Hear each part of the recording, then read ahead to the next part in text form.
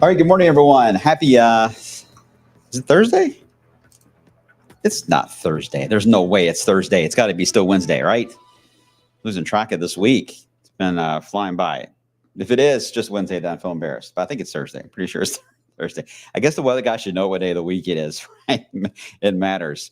Unless you're me and you're always looking at day 14, day 30, and then extended. I'm telling you, all the dates and days all get blended together. It is a mess. All right. Good morning to we got Hope on this morning. I like your name, Hope. Hello to Shonda as well, to Kathy from E-Town. We got Karen that is on here. Good morning. Good morning, Ralph, over in Nicholsville, Kentucky. All right. That's where I got my dog Dandy, was from Nicholsville, Kentucky. All right, so I hope you guys are well. Again, you can comment on our social media sites. If you're watching on streaming only, you are not seeing those comments fly up. So you're thinking I'm just talking to myself. I promise you that I am. So before we get into the outlook on the weekend, there's a lot to cover there. Obviously, there's a lot to cover for Derby Week. And there have been some changes in the data trends in the last 24 hours. A mix of good and bad on that. So there will be, I'm just warning you, there's going to be a drawing session with me coming up. You guys know how my drawings are, but I think that's the best way I know how to really explain what the mess is that's coming our way. Before we get to that, let me show you real quick. This is right now, this is in the west side of Louisville. This is a live image right now where we had a fire that broke out. Don't know the exact street, but this is going to be on the western side of Louisville itself as you travel down Broadway.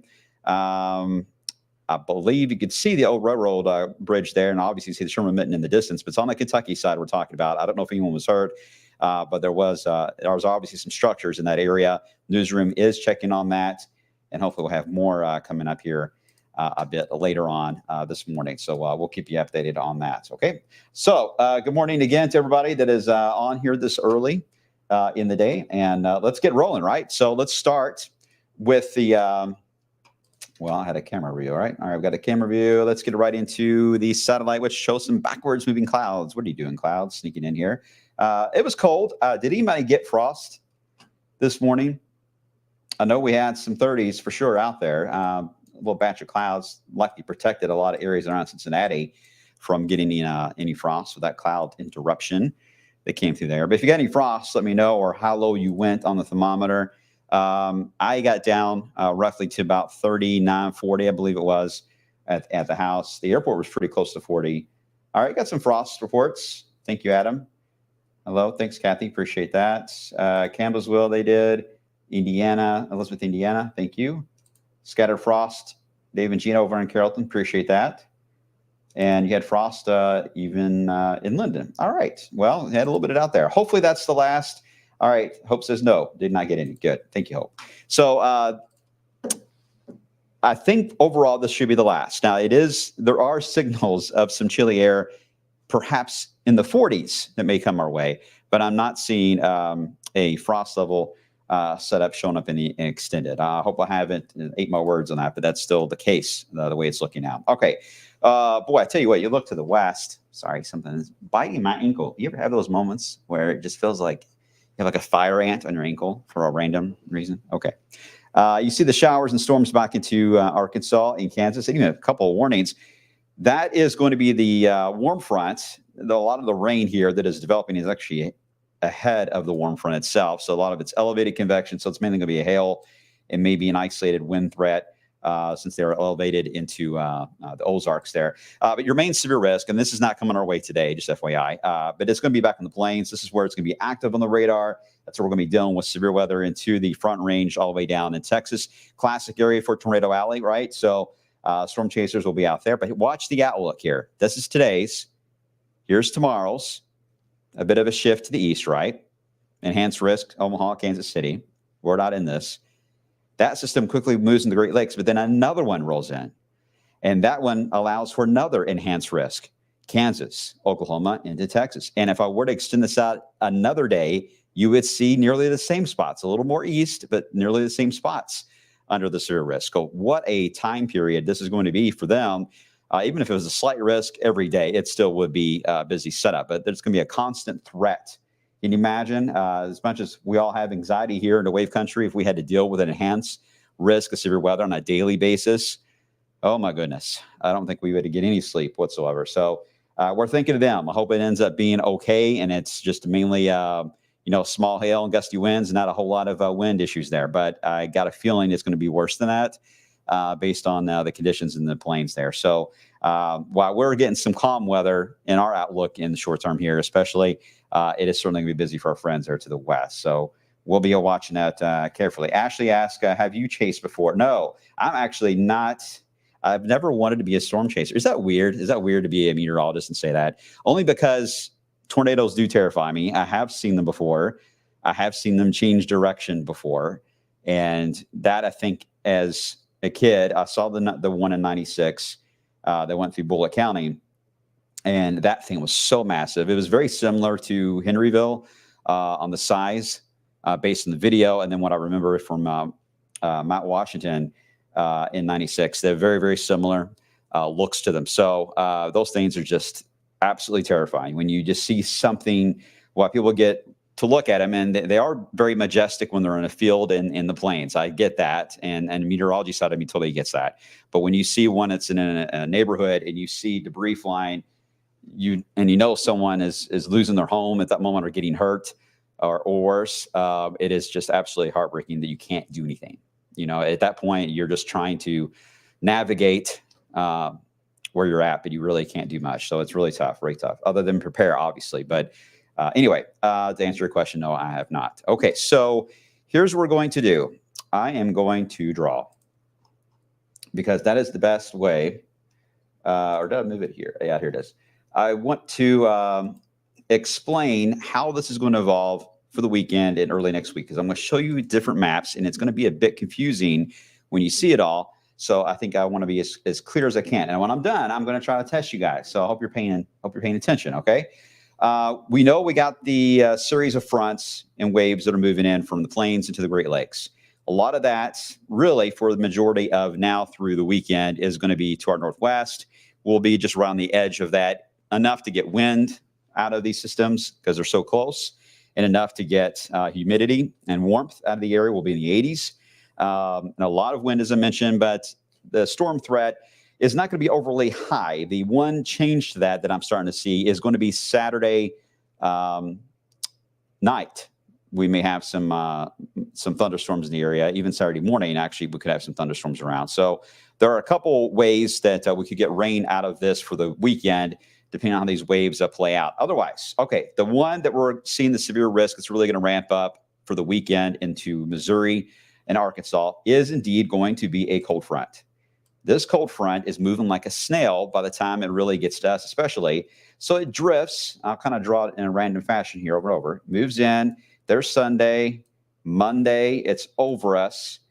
And then Tuesday, it's like this. And then Wednesday, it's like that. So you see what it does. It moves in and begins to tilt and become a little more of a horizontal front in the Ohio and Tennessee valleys.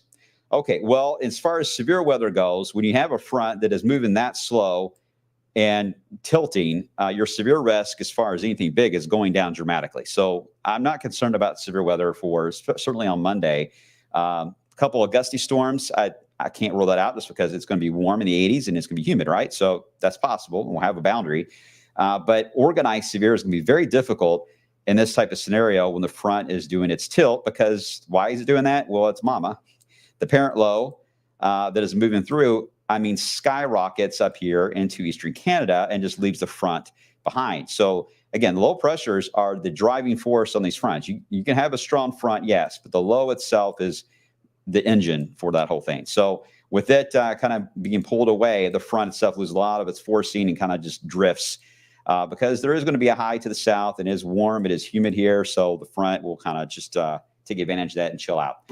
Now, that's a good thing, right? That we reduce any severe threat on Monday. But here's the bad news.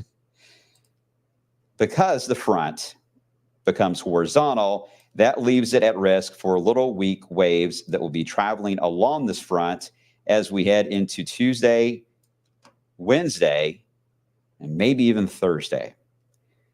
There will be multiple little waves creating a few rounds of thunderstorms. There's not a lot of wind energy, but there is quite a bit of fuel. So the potential to get what we call pulse type severe, where you're just more summertime setup with thunderstorms in the afternoon that could be strong. That potential will certainly be there. I don't know if it's going to be enough for even us to go to an alert day status. It could, just because of so many people being outside, but this is still early in the game. All right, we're only a Thursday here, but that's the trend in the last 24 hours is that front stalls, and that may extend the rain chance, put us a little more in the rain zone, a little more than we wanted. At the same time this is happening, the low pressure that left its babies, it actually does not leave Canada. If anything, it gets a little stronger and sags a little more toward Vermont and New Hampshire for Derby week. By doing that, it creates a very unusual effect. I say unusual, but we talk about it a lot, where we've got a strong system in the Rockies. We've got a fairly big ridge in the plains. And that because the low is sitting there in Vermont and New Hampshire area, it dips again right in through here in Eastern. We call that an omega block because that wave looks like the Greek symbol of omega. When you get an omega block, you really want to be here. You want to be here. You can't be here. That's fine. You may end up dry in some cases, but you're also at risk for thunderstorms that can fly down out of Canada, right? So you don't want to be too far to the east, and we're rarely over here to the west, so I'm not worried about that. Well, this is where the models kind of differ. They all have a different look to this omega block.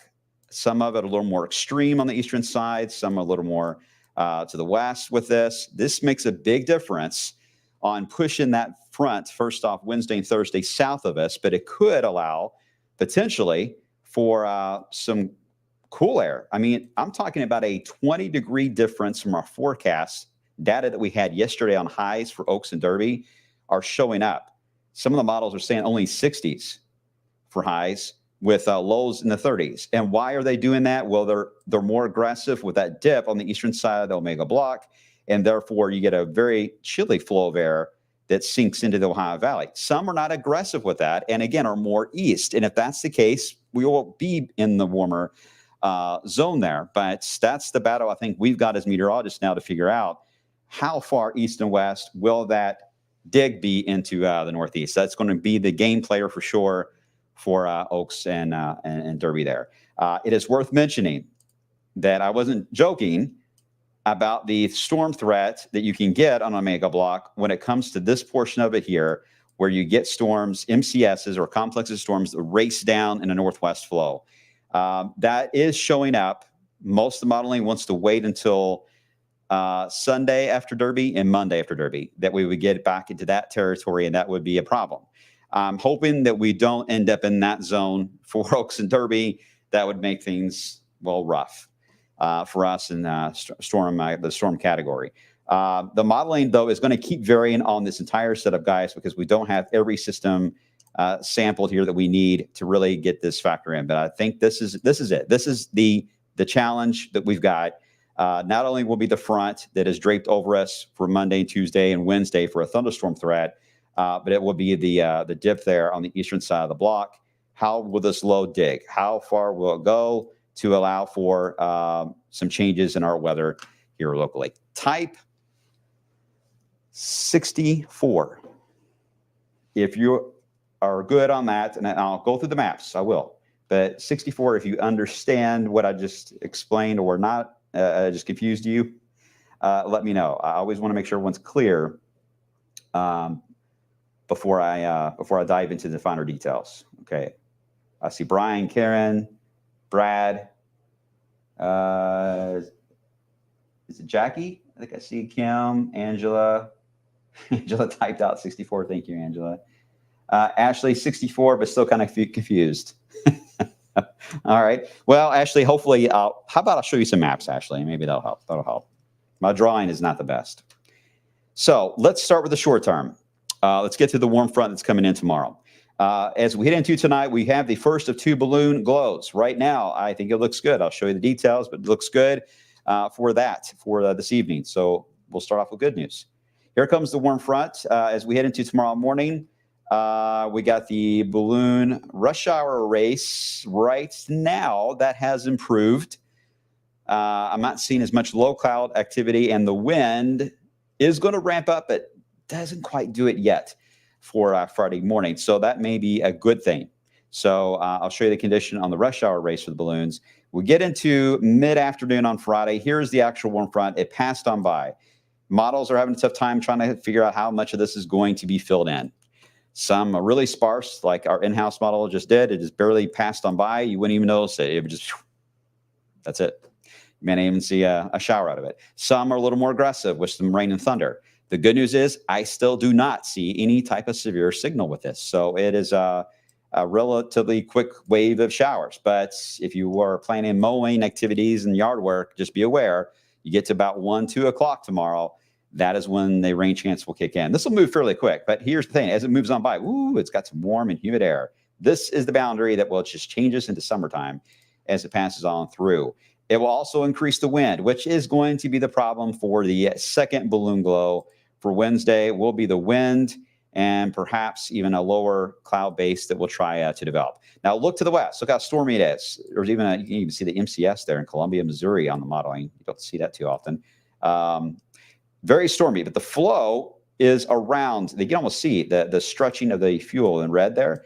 The flow is around a high pressure that is basically over the Smoky Mountains. So a lot of the storms are going to go around us. They look like they're charging east, but they'll build more north and west. The only time that I think we need to be aware of maybe a problem here with that is going to be into Saturday morning.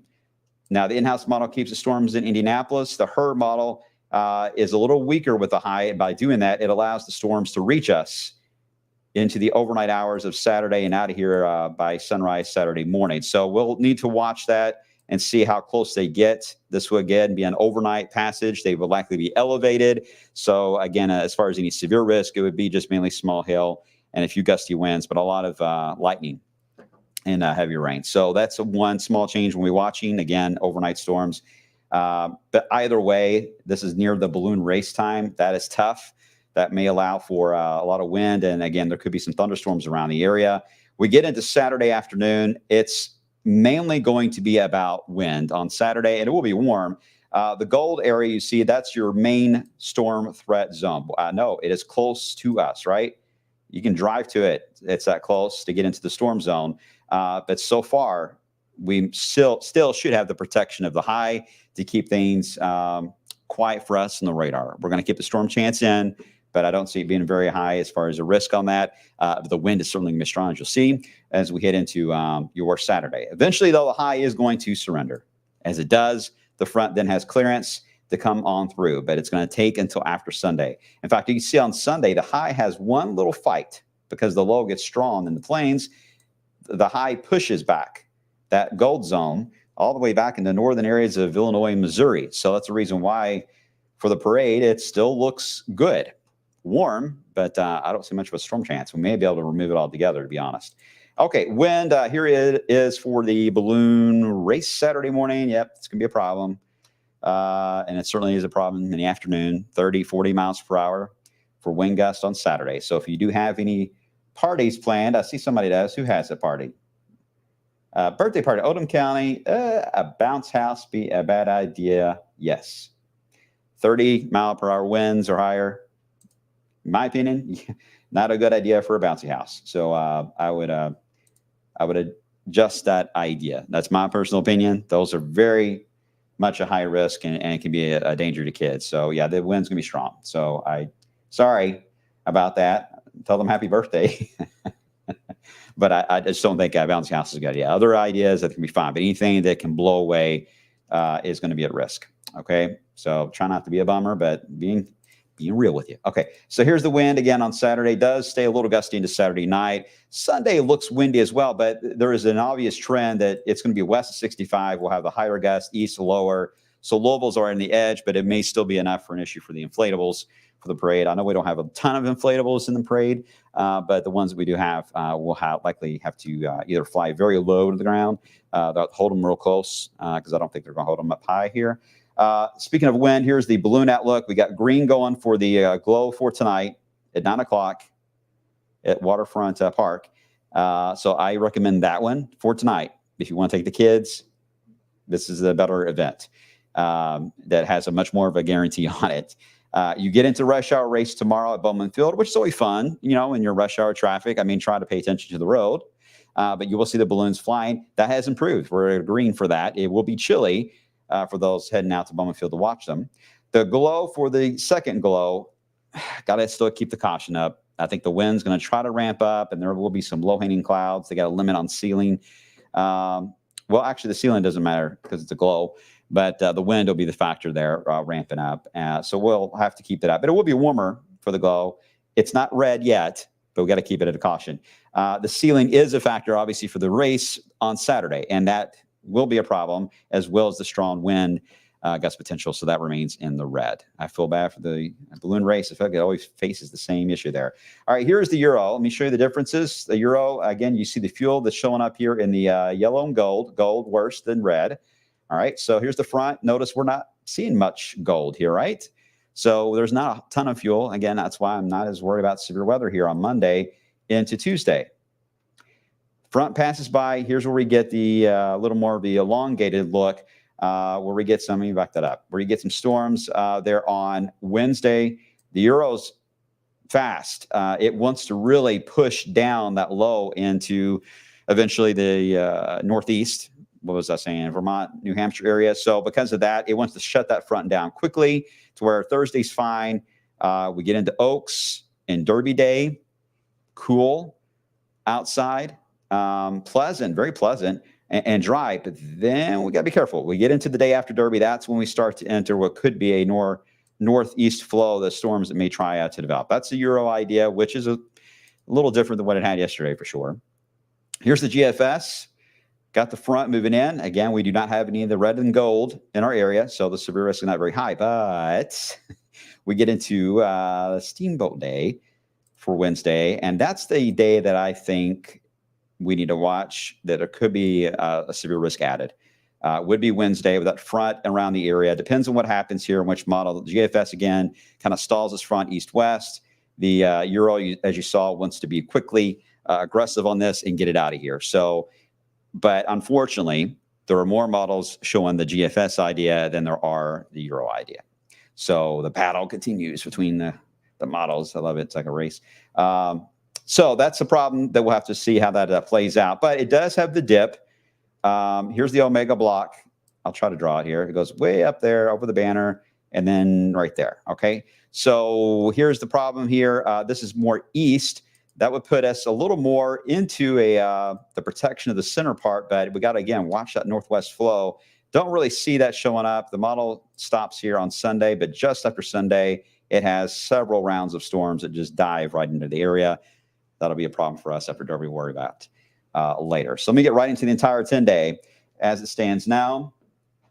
You can see certainly we got 69 today. 70s tomorrow. Again, that storm chance is really just that wave that moves in as we head into about 2 o'clock tomorrow. We'll watch the storms for tomorrow night, overnight. There could be some changes there. We've already got it up to 40% on the app if you've been looking at that. And then we get into the races running for, by the way, look good. You'll be in the 60s. It may be a little wet with some of the downpours around, so be aware of that. The parade looks good. And Monday, again, we'll have the front move in that could carry over storms, and we're going to account for the front tilting over and being elongated into Wednesday. So that's why the storm chance is up there. And then we'll push down to allow for cooler air. Now, we're not going all the way to what the models are showing. With 60s, we're going to hold off on that and see if it still remains that intense or aggressive. Again, it's too early to jump on one solution in an aggressive way. This is a big change from yesterday on temperature for sure, but we really don't want to make too many big changes like that to the extent it. So keep in mind that we're having discussions all the time, figuring out how we're wanting to handle this, make sure that everyone understands the differences in the modeling and challenges and what we're going to be looking at down the road. But right now, there's still a fairly good chance to have this be a very pleasant setup for Oaks and Derby, but it really just depends on how that push from the northeast happens. Okay, there you go. Is everyone good? Dave chimed in on the bouncy house. Yeah, it is. It can be a bad idea. She took care of it though. She's taking care of it. She's got it under control. Eugene, is your accent or the captioning? Words like battle come out like paddle. It's likely my accent. I mumble. And I have a country accent that comes through. When I get really tired, I get really country when I get really tired. But I'm known as a mumbler around here. So I apologize. My whole family, I think, mumbles. So it's genetic. So it's not my fault. It's not my fault. All right. Which way the balloon's going? Oh, sorry, Sean, I'm trying to get to your comment, but my computer has froze. Oh, maybe I got you. Yes, there we go. Which way the balloon's going? Friday morning will be east, about 10 or so miles per hour. And then for the glow, the second glow that will happen Friday night, it'll be a south-southeast. But Friday morning will be an east wind for rush hour race. So that would take them over 65. I'm not sure their exact path they're going to want to take, where the X will be, where they drop their sandbags. But I'm thinking that would be somewhere on the western side of the city, if I had to guess, but I don't know for sure. Let's see. We do not experience any more freezing. Freezing is really tough at this point. It's more of a patchy frost potential that you may run into once you get around Derby and Mother's Day period. It's very rare to get a freezing event. And I don't see, as you see, we've got still 50s. Some of the models have some 40s in, but I'm not seeing anything that worries me right now on that. So this morning, I for all intents and purposes, this morning it looks to be on the frost in the area. Certainly a killing frost. Skywarn equipment experiencing cobwebs. I've heard there's been a lot of technical issues in general, though, with NOAA this week. It's been a rough week. And if you saw some of our graphics were kind of wild yesterday, there was a big outage that happened that kind of messed up our map. So we're at the mercy of other systems across the country. And it's been kind of a rough week. A lot of systems have been down. So that's why I've been limited on some of the maps I've been able to show you. What'd you say, Angela? My Texas twang is more pronounced when I'm tired. Texas twang. There you go. I think my favorite accent is Boston, though. Pak the ka. I love Boston. I feel like I should have been born in Boston. Okay, I'm going to stop rambling. I get ready for the noon or the 11. I haven't looked at anything yet for getting the show ready, so I apologize. All right, I'm going to stop rambling. I just want to spend some time with you guys, kind of really explain in much more detail than I can't say all this in 3 minutes on TV. So I'm hoping this kind of gives you an idea of the challenges that we've got to communicate to you guys, because there's a lot of moving parts here in this 10-day early alert. There's a lot going on outside. A lot of you have plans. I totally understand. You've been planning some of the stuff for a year, right? So we get that. So we're trying to be very careful with making any subtle changes. We're trying to look over every piece of data there is and just kind of come with a general idea with our feeling on it, on how things typically go here in the Ohio Valley. So this is where things look now. And again, it's a mix of good and bad for the outlook there. I was hoping most of the week would be dry, but unfortunately this front is not cooperating. But maybe the Euro's onto something. Maybe the Euro is right, and we'll get that drop from the northeast and get rid of that front faster. It's possible. I may be saying that tomorrow. All right, I'm going to stop rambling. You guys are great. Appreciate you as always. Again, I'll be on midday, and I'll have much more coming up today on noon as well. All right, so I'll see you guys then. Behave yourselves and stay out of trouble.